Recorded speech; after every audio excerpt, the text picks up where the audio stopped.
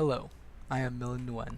Today, on Final Stand, we will be looking at Harry S. Truman and his decision to nuke Hiroshima and Nagasaki. World War II, the bloody war between the Axis and the Allied powers. The main enemies of the US were Hitler with the Nazis and Hirohito with Japan. The war has long been over. However, one decision still remains the largest, and that was Truman's decision to drop the bomb on Japan.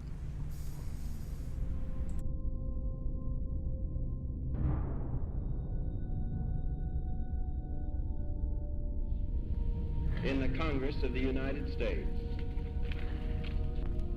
Tragic fate has thrust upon us grave responsibility. Franklin Delano Roosevelt died April 12, 1945. His vice president, Harry Truman, was sworn into office soon after. Truman served as the 33rd president and also the first and only leader to use the atomic bomb on people. Which have been so eloquent.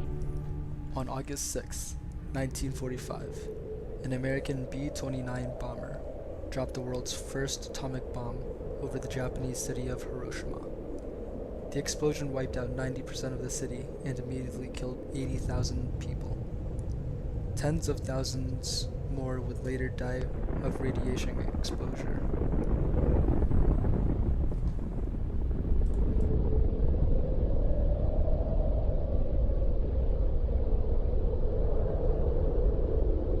See, Harry Truman took a stand in history because of the scale of his decision. His decision was large enough to encompass the whole world. He made a name for the US, but he also stained its history with blood. He took the lives of 157,000 people, most innocent. But still, he ended the war quickly and saved many more lives than he killed. The two bombs that fell on Hiroshima and Nagasaki were Fat Man and Little Boy. It wiped out an estimated 157,000 people, or even more. Despite this, America was celebrating the victory against Japan. At that time, almost everyone was happy with the decision. However, as time progresses, the new generation begins to view Truman as a man who conducted genocide, or even a villain. Now, we will interview a young American on his thoughts of Harry Truman. Truman? Oh, he was our president during World War II. He was also the one that dropped the bombs on 157,000 Japanese citizens. I can't believe it was the US that dropped that. We talk about stopping genocides, however, we ourselves committed a genocide of our own using the atom bombs. A fair war would have been better. Soldiers fight to kill or be killed, rather than killing civilians. Truman truly shouldn't have dropped those two bombs. It was a scar on American history. Through online polls, we begin to see that the new generation is beginning to disapprove of the bombs on Japan. Many say that if it was used on their military, it's justified. However, on their people, it is heartless. Next, we will interview a veteran that has served in World War II. You damn kids! You don't appreciate this country I protected. I fought in Iwo Jima and Okinawa. Then you kids sit on your arses accusing Truman of being a terrorist? He saved lives. I saw those bloody battles with my own eyes, and I can guarantee you that if Truman didn't sacrifice those Japanese people, then many more Americans and Japanese people would have died in the war. If Truman did not drop the bomb, it would have forced the US to launch a full-scale invasion on Japan.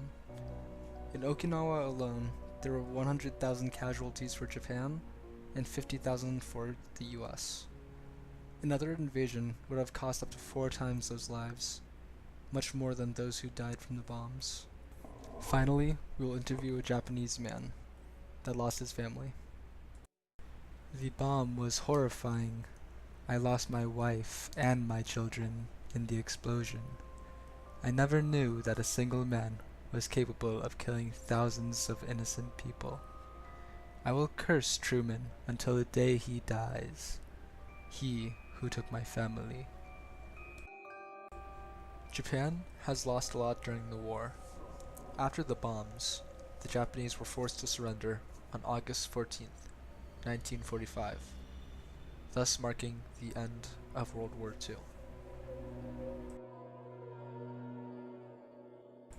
Now, with this information, we can say that Truman took the greatest stand in history because he was the only one to use the bomb. He stained America's history with more blood, and he stood up as the world's ultimate powerhouse of the time. The only question remains, why two? There is a tiny bit of evidence that said that Japan surrendered after the first bomb. However, Truman didn't receive that message in time. In the end, the first bomb was to show that America wasn't afraid. Then the second was simply to show that we had more. There are many theories about why this message did not make it to him, but even if it did, would he still have stopped it?